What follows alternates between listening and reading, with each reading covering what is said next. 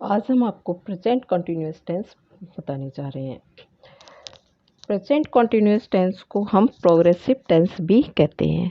जो काम हमारा लगातार होता है, कंटिन्यूअसली चलता है, प्रोग्रेस में है हमारा काम, उस समय को हम प्रेजेंट कंटिन्यूअस टेंस कहते हैं। इस टेंस के वाक्यों से ज्ञात होता है कि कार्य हमारा वर्तमान समय में ही हो रहा है, किंतु पूरा नहीं हुआ है, अभी वो काम कंटिन्यूअसली चल रहा है। इसके भी हम 3 तरह के सेंटेंस बनाते हैं।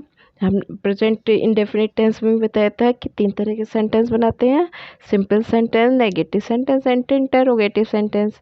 इसी तरह से इसके भी हम 3 तरह के सेंटेंस बनाएंगे: simple sentence, negative sentence and interrogative sentence. अब सिंपल सेंटेंस को हम पॉजिटिव सेंटेंस भी कहते हैं। सिंपल सेंटेंस बनाने के कुछ रूल्स होते हैं। बिना रूल्स के हमको समझ में नहीं आएगा कि हम कौन सी चीज़ पहले लगा दें, कौन सी चीज़ बाद में लगा दें, कि सब्जेक्ट आगे लगेगा, क्या लगेगा, कौन सा हम वर्ब को यूज कर लें। तो इसके रूल्स होते हैं, उसी रूल्स के अनुसार ही हमको करना है। तो सबसे पहले सब्जेक्ट आता है, उसके बाद में बी में इज, एम, आर, वाज, वर, ये सब आ जाते हैं। ये प्रेजेंट है तो इसलिए इसमें इज, एम, आर आएगा, ये प्रेजेंट टेंस का है। उसके बाद में मेन वर्ब के बाद में आईएनजी, मेन वर्ब के साथ में आईएनजी का यूज होगा एंड देन ऑब्जेक्ट लगेगा। अब कुछ हम एग्जाम्पल से समझ लेते हैं कैसे। जैसे Ram is going to school, तो अब देखिए राम क्या है, सब्जेक्ट, इज क्या है, हेल्पिंग वर्ब, गोइंग को हमारी मेन वर्ब है, इसके साथ में आईएनजी लगा हुआ है, टू स्कूल हमारा ऑब्जेक्ट है। अब ये हमको देखना है कि हमने यहाँ पर इज लगाया हुआ था, एम क्यों नहीं लगाया, आर क्यों नहीं लगाया। तो इसके भी कुछ रूल्स हैं। इसका प्रयोग ही, सी, इट तथा सिंगुलर नाउन के साथ किया जाता है। जहाँ पर ही, शी, इट और सिंगुलर नाउन आए, सब्जेक्ट हमारा सिंगुलर हो, तो इज का यूज किया जाएगा। एम का प्रयोग केवल आई के साथ आता है, आई एम और कहीं भी यूज नहीं किया जाता है।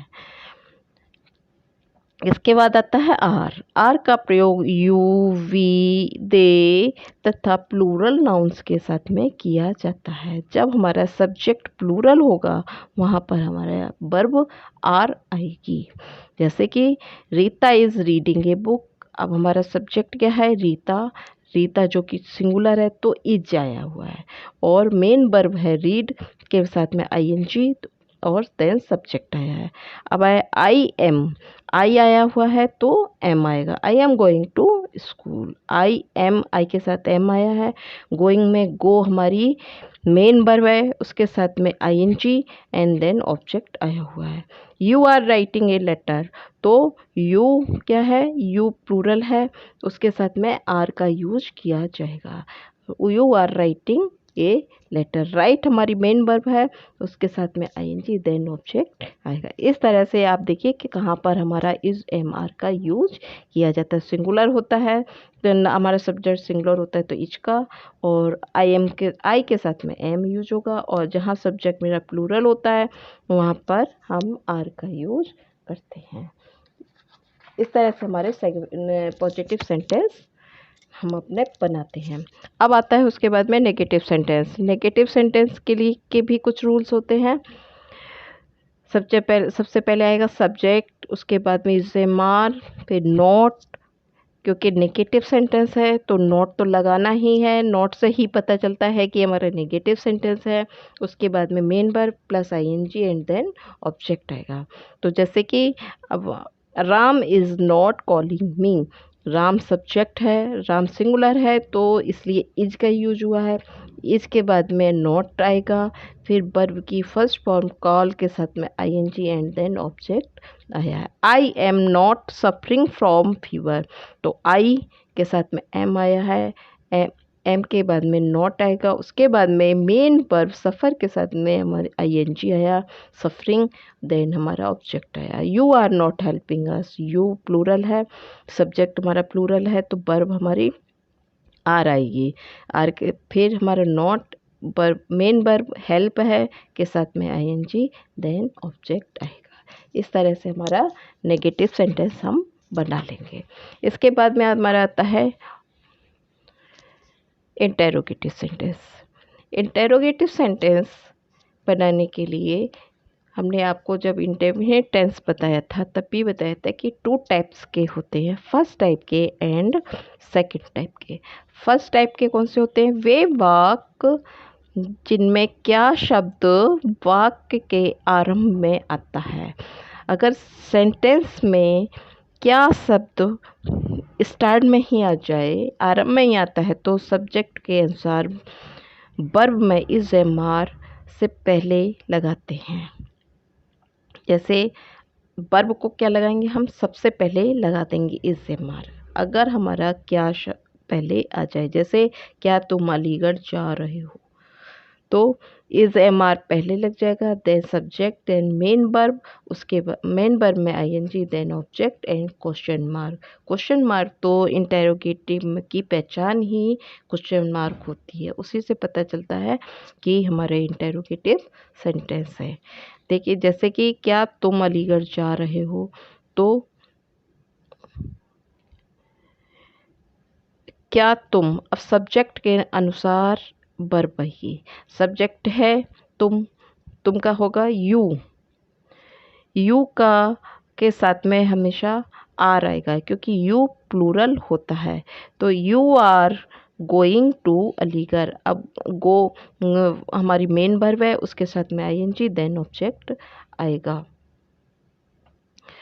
क्या तुम्हारा भाई हॉकी खेल रहा है, तो तुम्हारा भाई सब्जेक्ट है हमारा जो कि सिंगुलर है भाई, तो इज का यूज किया गया है जो कि पहले आएगा। Is your brother playing hockey. अब हमारा आएगा सेकेंड टाइप के इंटेरोगेटिव, वे वाक्य जिनमें प्रश्नवाचक शब्द वाक्य के बीच में आए। तो क्या करेंगे हम? WH वर्ड, आपको पता है पहले ही बताया है हमने कि कुछ WH वर्ड होते हैं, WH फैमिली होती है, जैसे वाट, वाई, वैन, वेयर, विच, जो कि WH से स्टार्ट होते हैं। तो पहले WH वर्ड आएगा, उसके बाद में हमारी हेल्पिंग वर्ब इजेमआर आएगी सब्जेक्ट के अनुसार, देन सब्जेक्ट आएगा, फिर मेन वर्ब के साथ में ING and object and question mark आएगा।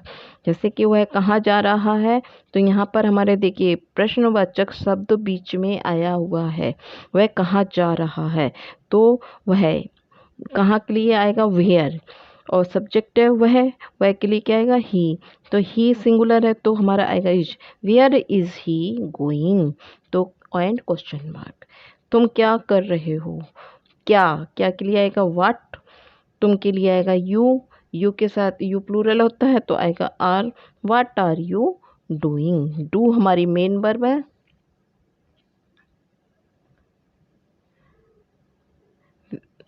डू मेन वर्ब है, उसके साथ में आएगा आईएनजी, तो हो जाएगा व्हाट आर यू डूइंग। इस तरह से हमारे फर्स्ट टाइप के और सेकंड टाइप के दोनों टाइप के हमने इंटेरोगेटिव सेंटेंस बना के आपको बताया है।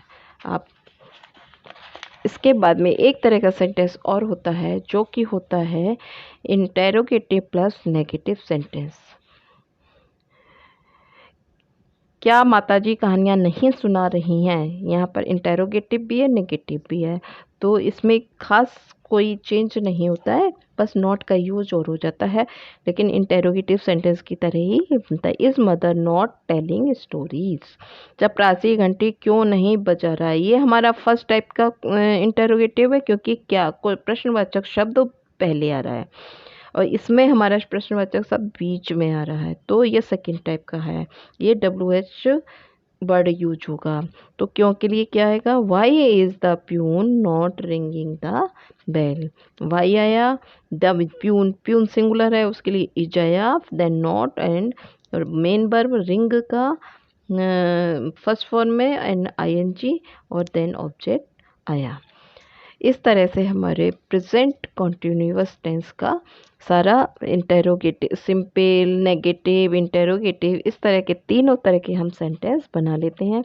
और प्रेजेंट कॉन्टिन्यूअस टेंस क्या होता है ये आपको सब समझ में आ गया होगा। अगर आपको कहीं भी कुछ भी चीज़ समझ में नहीं आई है, कहीं भी कोई डाउट हो, तो आप हमको कमेंट बॉक्स में लिख सकते हैं और आप हमसे पूछ सकते हैं। Thank you.